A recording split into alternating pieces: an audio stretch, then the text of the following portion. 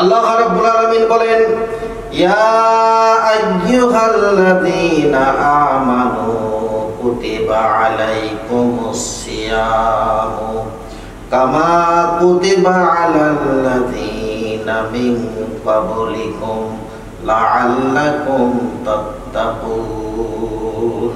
আল্লাহ বলছেন, হে মুমিনগণ, তোমাদের প্রতি আমি আল্লাহ পাক পবিত্র মাহে রমজানের রোজাকে ফরজ করে দিয়েছি, যেমন তোমাদের পূর্ববর্তী গণকে তাদের উপরে আমি ফরজ করেছিলাম, যাতে তোমরা আল্লাহ ভীরু তাকওয়াবান হও। সুবহানাল্লাহ। পবিত্র মাহে রমজানের রোজা আল্লাহ পাক আমাদের প্রতি ফরজ করেছেন এবং এই রোজার ওসিলায় বান্দার জীবনের গুনাহ আল্লাহ মাফ করে দিবেন। সুবহানাল্লাহ। হাদিস শরীফে আসছে, ইজা জা রমাদান ফুতিহাত আবওয়াবাল জান্নাতা ওয়া গাল্লাকাত আবওয়াবান নারা ওয়া সালসালাতিশ শায়াতিন। যখন রমজান মাসে আসে তখন আল্লাহ পাক আসমানের দরজা খুলে দেন, জান্নাতের দরজা খুলে দেন এবং জাহান্নামের দরজাকে বন্ধ করে দেন, আর শয়তানকে জিনজির দিয়ে শয়তানকে বেঁধে রাখেন। সুবহানাল্লাহ। আল্লাহর হাবিব তিনি আরো বলেছেন, ইজা দাখালা শাহরু রমাদানা মারহাবান বিশাহরি খায়রু কুল্লুহু সিয়ামু নাহারি কিয়ামুল লায়ালি ওয়ান নাফাকাতি ফি সাবিলিল্লাহ।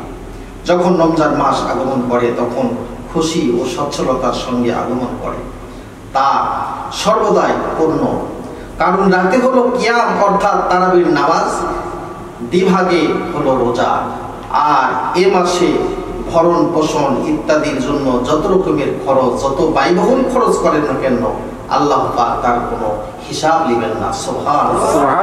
বরং সেই সমস্ত ব্যয়বহুল খরচের বিনিময়ে আল্লাহ সওয়াব দিয়ে ভরপুর করবেন। সুবহানাল্লাহ। রাসূল আরো বলেছেন, আন আবি হুরায়রা রাদিয়াল্লাহু তাআলা قال قال رسول الله صلى الله عليه وسلم لكل شيء زكاة وزكاة الجسد صوم। হযরত রাসূলুল্লাহ সাল্লাল্লাহু আলাইহি সাল্লাম বর্ণনা করেন, হযরত আবু হুরায়রা রাদিয়াল্লাহু তাআলা থেকে বর্ণিত, বিশ্বনবী মুহাম্মদ রাসূলুল্লাহ সাল্লাল্লাহু আলাইহি ওয়াসাল্লাম বলেছেন,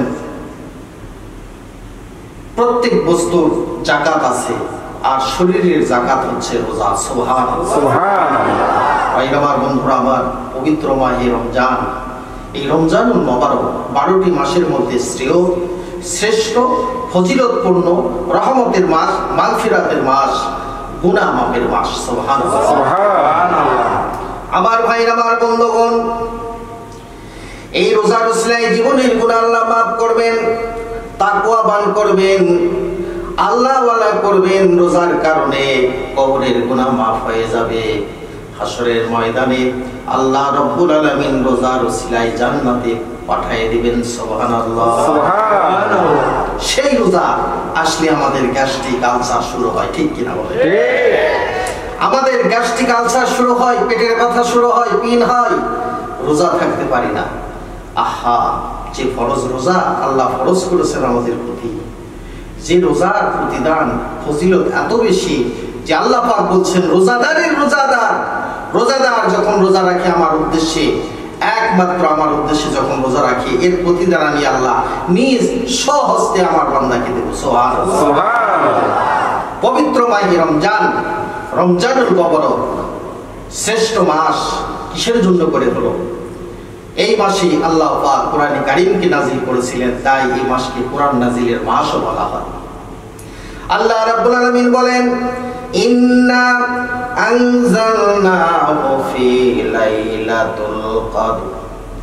আমি আল্লাহ রাব্বুল আলামিন অতীব সম্মানিত রাত লাইলাতুল কদরের রাত্রিতে আমি আল্লাহ পাক কোরআনে কারীমকে নাজিল করেছি। সুবহানাল্লাহ। সুবহানাল্লাহ। লাইলাতুল কদরের রাত্রি আল্লাহ পাক কোরআনে কারীমকে নাজিল করেছেন। এই মাসে কোরআন নাজিল হওয়ার কারণে এই মাসের সম্মান ইজ্জতকে আল্লাহ বাড়িয়ে দিলেন। আর কোরআন নাজিল হওয়ার কারণে লাইলাতুল কদরের রাত, যেই রাত্রিতে কোরআন কারীম নাজিল হলো, সেই রাতের কদর, সম্মান, ইজ্জত আল্লাহ হাজার মাসের সমতুল্য, সমপরিমাণ আল্লাহ সওয়াব দিয়ে দিলেন। সুবহানাল্লাহ। তার এতই ফজিলত আল্লাহ পাক দিলেন, যে মাসে, যে রাত্রে আল্লাহর ইবাদত বন্দেগী করলে, হাজার মাস ইবাদত বন্দেগী করলে যে সওয়াব হবে, সেই সওয়াব আল্লাহ পাক তার বান্দার আমলনামায় দিবেন। ভাইরা আমার, বন্ধুরা আমার, হযরতে মূসা আলাইহিস সালাতু সালাম তিনি একদিন পাহাড়ের পাশ দিয়ে হেঁটে যাচ্ছেন। আল্লাহ রাব্বুল আলামিন মূসা আলাইহিস সালাতু সালামকে দেখে ডাক দিয়ে ডেকে বলতেছে, হে মূসা, তুমি এই পাহাড়ের উপরে উঠবে নাকি? মূসা আলাইহিস সালাতু সালাম বলছেন, আল্লাহ, অনেক বড় পাহাড়, এই পাহাড়ের উপরে উঠলে তো আমার খুব ভালো লাগবে। আল্লাহ রাব্বুল আলামিন মূসা আলাইহিস সালাতু সালামকে বললেন, তোমাকে অনুমতি দিলাম, তুমি পাহাড়ের উপরে ওঠো। এক পা দু পা করে আস্তে আস্তে করে পাহাড়ের উপরে উঠলেন। ওঠার পরে জমিনের দিকে যখন নজর করলেন, জমিনটা তার চোখের সামনে ছোট লাগলো। মানুষ, গরু, বাছুর, ভেড়া, বকরি যা আছে এগুলো অতি ছোট লাগলো। অনেক উঁচু থেকে তিনি নিচে দেখছেন।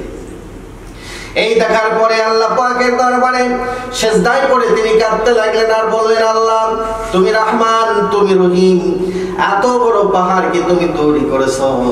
আল্লাহ রাব্বুল আলামিন মূসা আলাইহিস সালামকে বলেন, হে মূসা, এই পাহাড়কে দেখেই তুমি অবাক হয়ে গেলে?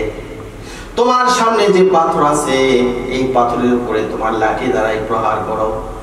আল্লাহর নবী মূসা আলাইহিস সালাম লাঠি দ্বারা যখন পাথরের উপরে বাড়ি মারলে, পাথরখানা ভেঙে দ্বিখণ্ডিত হয়ে গেল।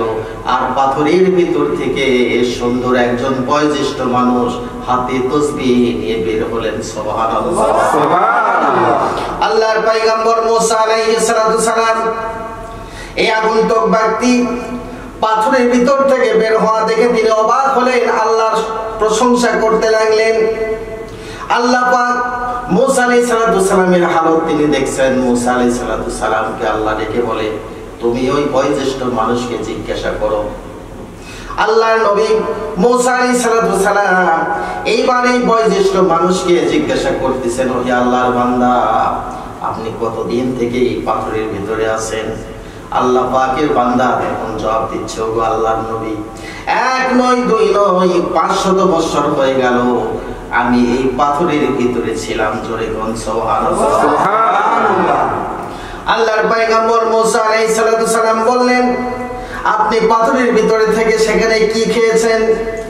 আল্লাহ রাব্বুল আলামিন কোরআনে কারীমের মধ্যে বলছেন, ওয়া মা মিন দাব্বাতিন ফিল আরদ ইল্লা আলাল্লাহি রিজকুহা। আল্লাহ পাক বলেন, এই আসমান, জমিন, ভূমণ্ডল, নবমণ্ডল, দোলকে যতগুলো মাখলুক আছে, সমস্ত মাখলুকের রিজিকের জিম্মাদারি আমি আল্লাহ রাব্বুল আলামিন। তাই আগন্তুক ব্যক্তি, বয়োজ্যেষ্ঠ মুরব্বী বললেন, এই পাথরের ভিতরে আল্লাহ রাব্বুল আলামিন তিনি আমাকে খাবারের ব্যবস্থা করেন। সুবহানাল্লাহ, সুবহানাল্লাহ। আল্লাহর নবী মূসা আলাইহিস সালাম বললেন, মুরব্বী, 500 বছর পর্যন্ত আপনি এই পাথরের ভিতরে ছিলেন, আপনি কত আল্লাহর নেক করেছেন, কত নেকি অর্জন করেছেন, কত নেকি আপনি অর্জন করেছেন। আল্লাহ রাব্বুল আলামিন দেখে বলে, হে মূসা, ওই ব্যক্তির 500 বছরের নেকি দেখে তুমি অবাক হয়ে গেলে। তোমার পরে আখিরি জামানার শ্রেষ্ঠ নবী মুহাম্মদ রাসূলুল্লাহ সাল্লাল্লাহু আলাইহি ওয়াসাল্লামকে দুনিয়ার বুকে আমি আল্লাহ পাঠাইবো। তার উম্মতের ভিতর থেকে ওই উম্মতেরা 1 ঘন্টায় যে নেকি অর্জন করবে, ওই 1 ঘন্টার নেকি যদি এক পাল্লায় তুলে দেওয়া হয়, আর এই 500 বছরের নেকি যদি আরেক পাল্লায় তুলে দেওয়া হয়, 500 বছরের নেকির পাল্লা হালকা হয়ে যাবে। আমার আখিরি জামানার নবীর উম্মতের নেকির পাল্লা হালকা হবে না। সুবহানাল্লাহ, সুবহানাল্লাহ, সুবহানাল্লাহ। ভাইরা আমার, বন্ধুরা আমার, বিশ্বনবী মুহাম্মদ রাসূলুল্লাহ সাল্লাল্লাহু আলাইহি ওয়াসাল্লাম বলেছেন, রমজানের ওসিলায়, কোরআনের ওসিলায় আমাদের জীবনের গুনাহ মাফ হয়ে যাবে।